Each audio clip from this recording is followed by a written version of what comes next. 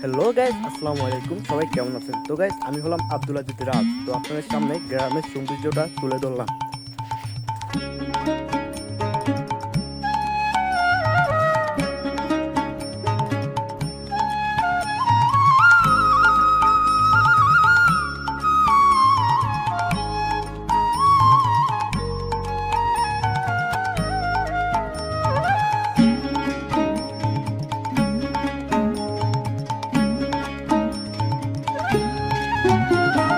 গ্রাম ছাড়া ওই রাঙা মাটির পথ আমার